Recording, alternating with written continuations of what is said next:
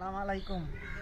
কৃষি ও ভাইয়েরা বোনেরা ও কৃষক, দেখেন মানুষের ভাগ্য কীভাবে আল্লাহ কাছে যা চায় তাই দেয়। এই যে গাছটা আমার আম গাছটার বয়স হয়েছে মাত্র 1.5 বছর, তাতে 3বার সে আম আসছে।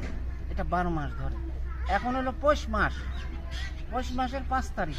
এই যে দেখেন, এটা আম গাছটা লাগানোর সময় প্রথম কলপটা 1 হাত গভীর করতে হবে, 1 হাত পাশে গোবর, জৈব সার, কালা সার এবং লাল সার দিয়ে ওইটা থালাটা ভরে আস্তে পানি দিবেন, দেখবেন যে ধরে গেছে। এই যে দেখেন, আজকে পৌষ মাসের 5 তারিখ আমার এই গাছটায় এই 1.5 বছরে 4বার আসছে। 12 মাস প্রথম 4বার আইছে। এবার একটা সমস্যার কারণে বেশি টিকে নাই, আমি একটু ভেজালে ছিলাম, এই জন্য স্প্রে করতে পারি না। এই যে দেখেন, আল্লাহর রহমত। পলিথিনটা কি জন্য দিয়েছেন? পলিথিনটা এই যে আমটা, এই যে আল্লাহর রহমত। এই যে আজ পৌষ মাসের 5 তারিখ ওরা এই রং সরিয়ে আইছে। এই একটা আমি টিকছে, একটা গাছে আর টিকে নাই। এটা আমার কারণে টিকে নাই, আমি অন্য কাজে ব্যস্ত ছিলাম।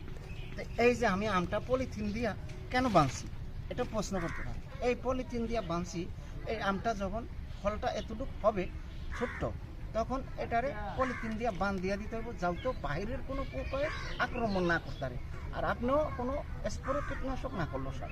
এইভাবে এরকম করে আবার বাঁধা দিবেন, এরকম করে সে পাকা পর্যন্ত আর কোনো পোকায় ক্ষতি করতে পারবো না তারে, এবং কোনো রোদের আলো পারলেই যথেষ্ট। কোনো আর কিছু কীটনাশক, কোনো ওষুধ, মেডিসিন কিছু দিতে হবে না। এমনি আল্লাহর প্রকৃতিভাবেই এটা পেকে যাবে ইনশাল্লাহ। পাইকার কাছে আয়া পড়ছে। তো এই যে 12 মাসি আমগুলা সিজনে তো খাই, আমরা সবাই খাই সিজনে। এটা একটা আনন্দ, এটাই একটা মজা, এটাই একটা ফুর্তি।